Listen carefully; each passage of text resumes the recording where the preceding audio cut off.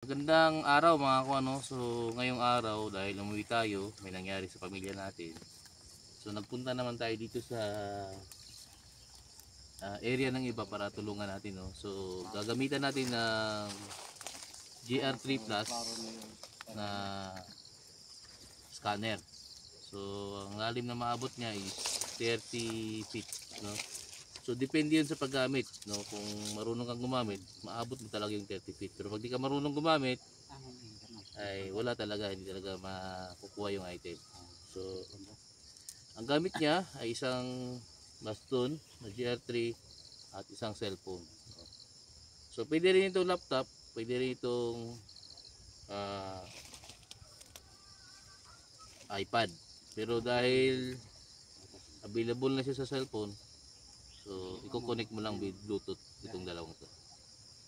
So umpisa natin kasi dito may nakuhanan daw na isang item na pwede na rin mapakinabangan.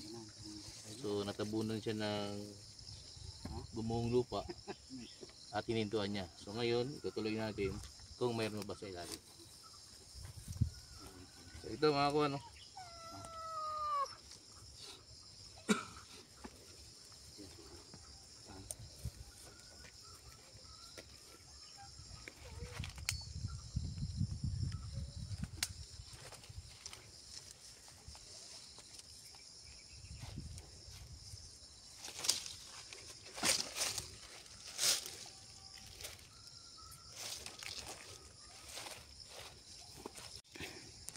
Wapo ni dili ta nagganang mani.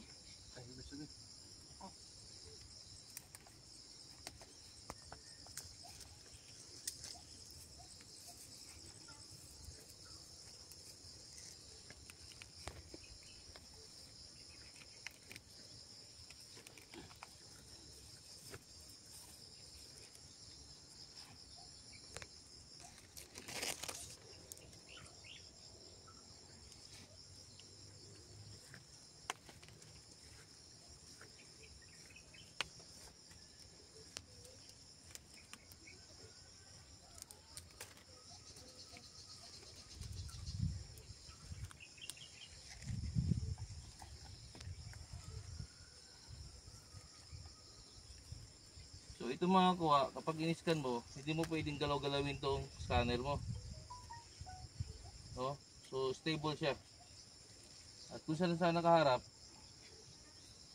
ganoon din siya pabalik. Hindi mo siya iikot-ikot.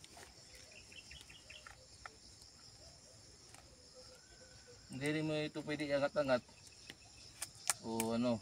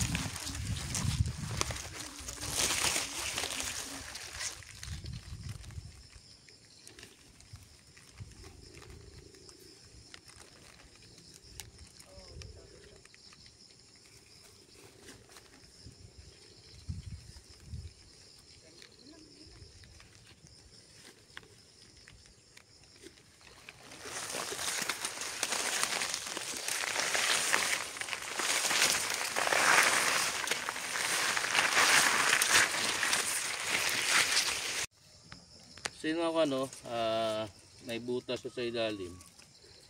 May parang gap. At maraming mga cavity.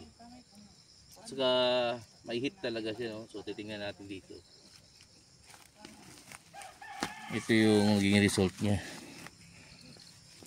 Dito ba? Dito sa ano?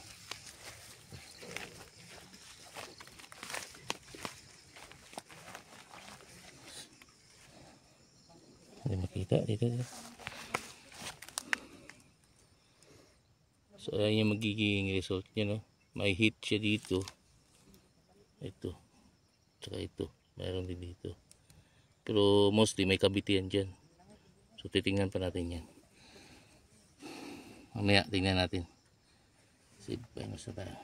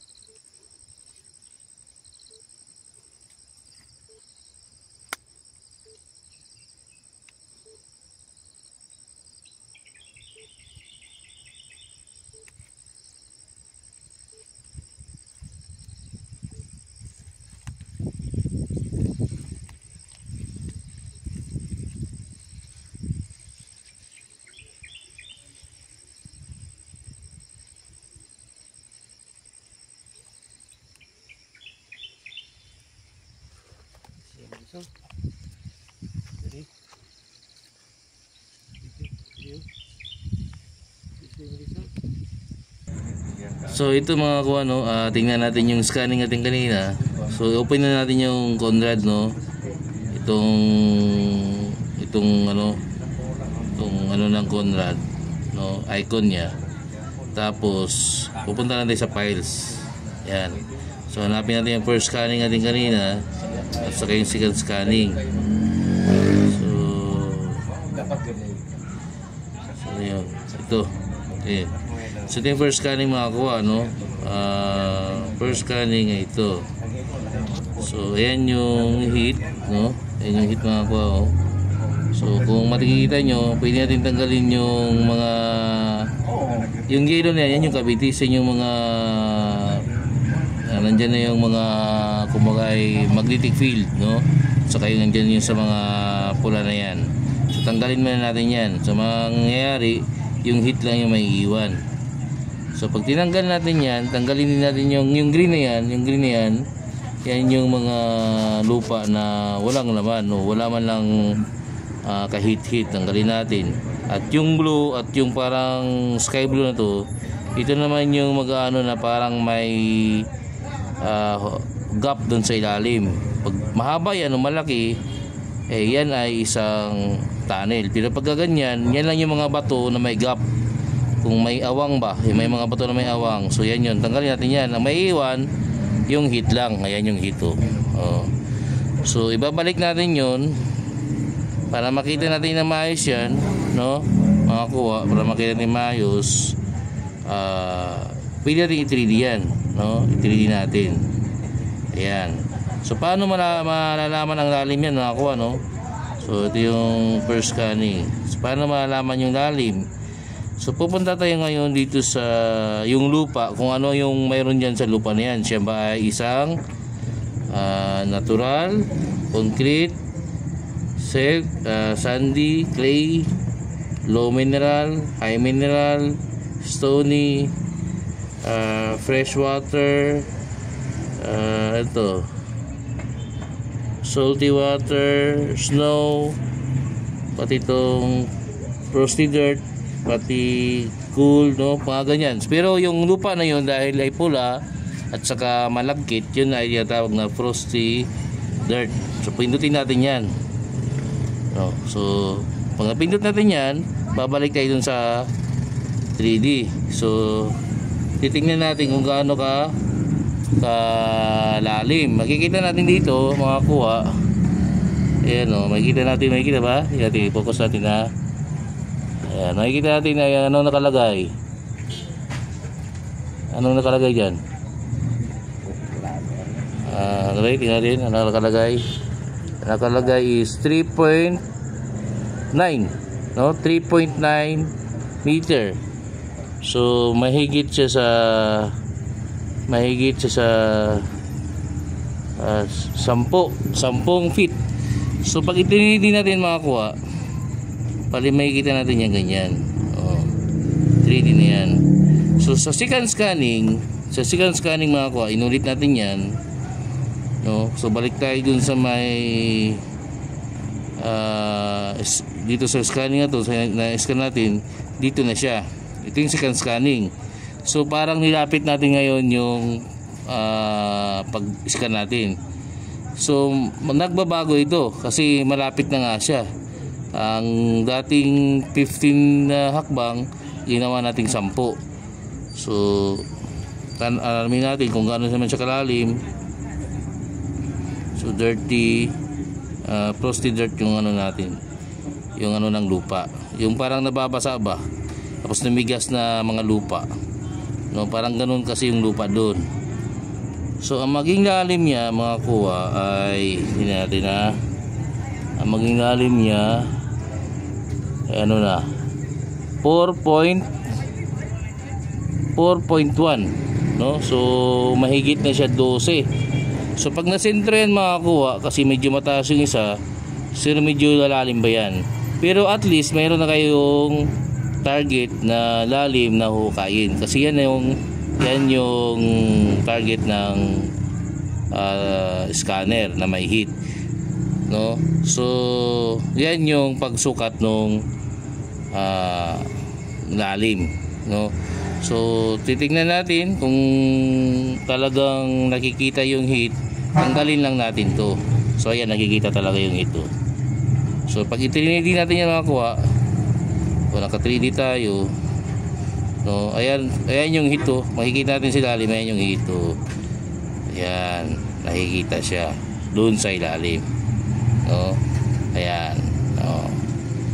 So ganyan yung pag 3D.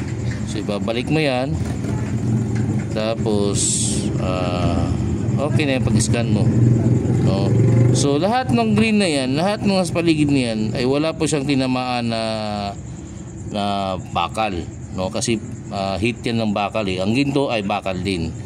So pag nilagay siya sa box na bakal, so nakikita pa rin siya. So pag palapit kayo dyan mga kuha, ay makikita na talaga na may box dyan. So ganyan yung Conrad na scanner, no. Napakalinaw niya kapag na-scan mo na siya ng maayos. So yung blue na yan mga kuha, no, yan yung mga bato na may awang doon sa ilalim. Yan yung mga bato na may awang. Kapag tuwid yan na parang blue talaga, blue kulay, ang tawag naman doon ay tunnel. Nakikita nyo tunnel yan, no. So ito ay umabot ng halos, ang pag-scan ay nasa 15 feet. So 12, 13, 14, 15 approximately. Mayroon ka na namang malalaman pag naabot mo yun. So hindi ka agad na andyan yung item, kasi mayroon din yan siyang parang singaw, no. So kapag na-hit mo na yung item, tapos pag palapit ka, scan ka ng scan, so talaga makukuha mo yung item. So ganoon yung work ng scanner.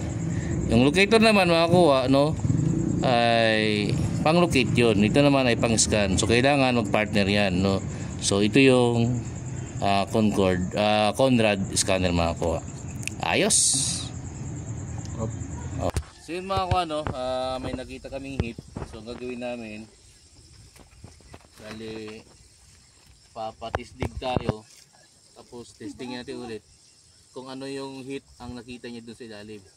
So sa lalim ng 5.5 meter ay nandun yung heat na nakita nung